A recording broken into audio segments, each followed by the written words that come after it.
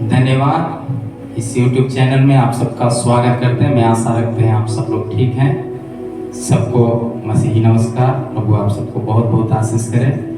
आइए हम लोग मिलकर पवित्र शास्त्र बाइबल के आधार पर हम देख सकते हैं प्रभु एक ही चीज चाहता है हर व्यक्तियों से, इस धरती का पुत्र पुत्रियों से, बेटा और बेटियों से।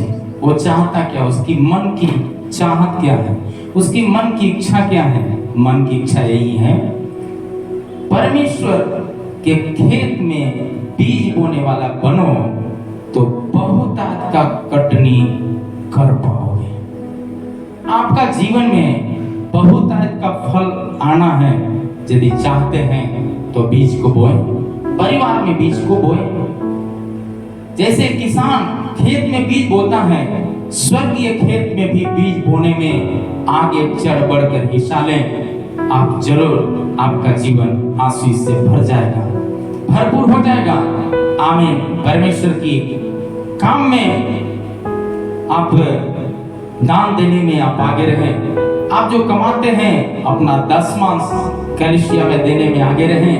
परमेश्वर की सेवकाई में आगे रहें। और क्या है, यदि देखें प्रभु की सेवकाई में चढ़ बढ़कर काम करने में आगे रहें, मिशन का काम में आगे रहें, दर्शन के काम में आगे रहें। और क्या कहता है, रोड में पड़े हुए भिखारी जिसको देखकर अनदेखा करके हम और आप निकल जाते हैं। लेकिन मेरे प्यारे परमेश्वर का प्रियजनों, हमें चाहिए कि हम देखकर निकले नहीं। आपके पास कुछ नहीं होगा, रोड के किनारे हुए पड़ा हुआ भिखारी है तो कम से कम एक आमीन बोतल पानी उसको दे दीजिए। 5 रुपये का बिस्किट ही होगा, खरीद के उसको दे दीजिए।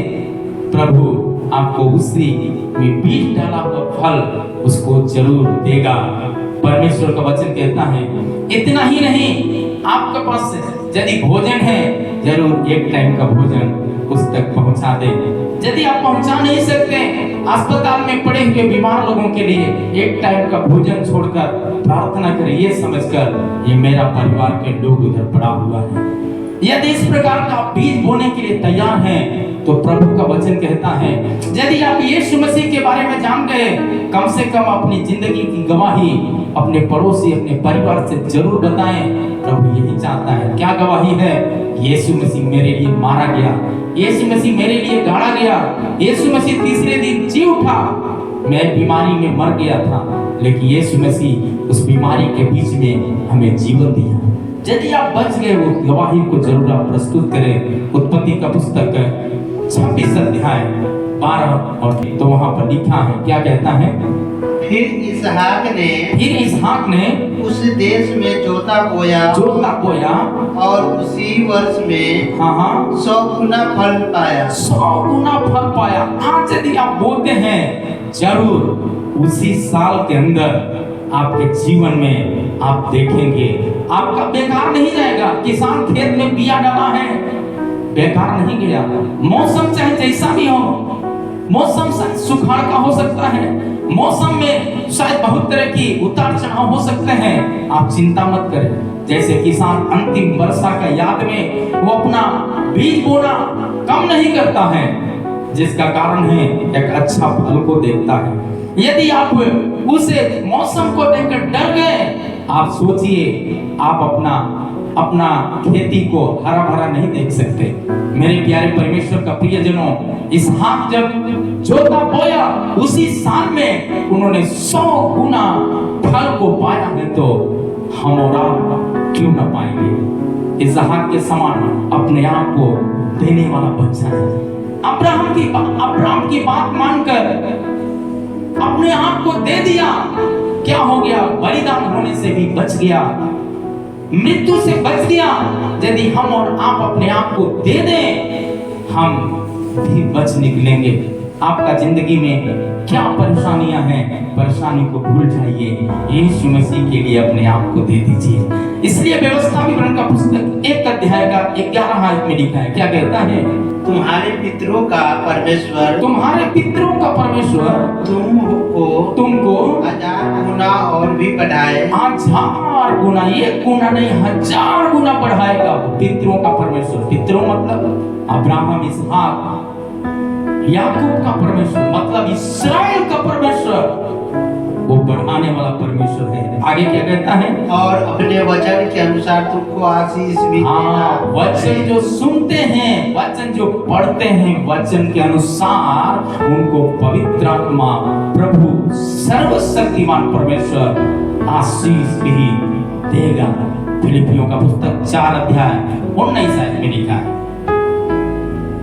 मेरा परमेश्वर भी अपने उस धन के अनुसार जो महिमा सहित मसीह यीशु में है, हमारी हर एक घटी को पूरा करेगा। एक घटी को पूरा करेगा। आपका जिंदगी में क्या घटी है?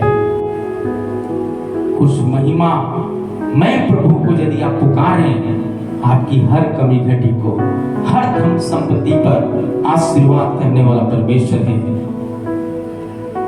इसलिए मत्ती का पुस्तक 6 का 33 में लिखा है, क्या कहता है 6 का 33 में? इसलिए पहले तुम काम करने की चिंता में दौड़ भाग करने की जरूरत नहीं है। परमेश्वर की बाट जो हो और तो उसके धर्म की खोज करो। और यदि धर्म की खोज करोगे तो ये वस्तुएं भी तुम्हें, जो संसार में तुमको जीने की जो जरूरतें हैं, सब कुछ परमेश्वर, कपड़ा हो, मकान हो, रोटी हो, स्वास्थ्य हो, सब कुछ प्रभु आपको मुफ्त में देगा, जैसे श्वास मुफ्त में देता है।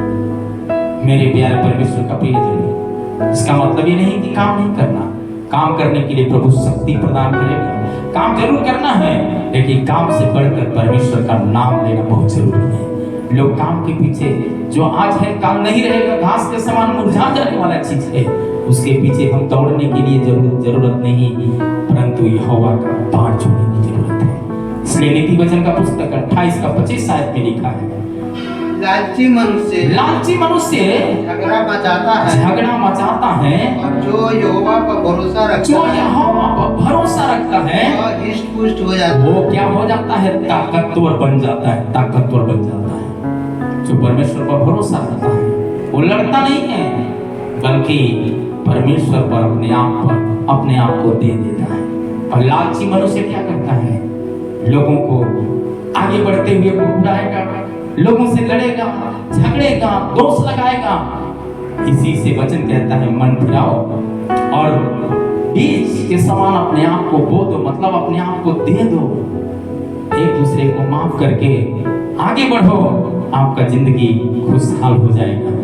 दूसरा कुरिन्थियों का पुस्तक 8 का 9 आयत में लिखा है, तुम हमारे प्रभु यीशु मसीह का अनुग्रह, तुम हमारे प्रभु यीशु मसीह का अनुग्रह जानते हो कि वह है धनी होकर भी तुम्हारे लिए, धनी होकर संसार के लिए कंगाल बन गया, ताकि उसके कंगाल हो जाने से तुम धनी हो जाने से संसार का एक परिवार जो यहोवा पर भरोसा रखे वो धनी हो जाए।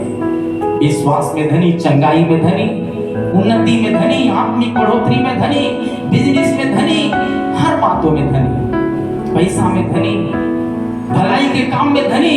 यदि होना चाहते हैं तो यीशु के समान अपने आप को दे दें। यीशु मसीह मेरे लिए और आपके लिए नमूना बना। व्यवस्था विवरण का पुस्तक 28 का 12 आयत में लिखा है, यहोवा तेरे लिए अपने आकाश रूपी उत्तम भंडार, आकाश रूपी, ऐसे लोगों के लिए आकाश रूपी भंडार को खोलकर तेरी भूमि पर समय पर मेघ बरसाएगा। मतलब असंभव काम जहाँ होगा वहां भी संभव हो जाएगा। ऐसा चमत्कार हो जाए। क्या आप चाहते हैं कि आपके जीवन में ऐसा हो जाए?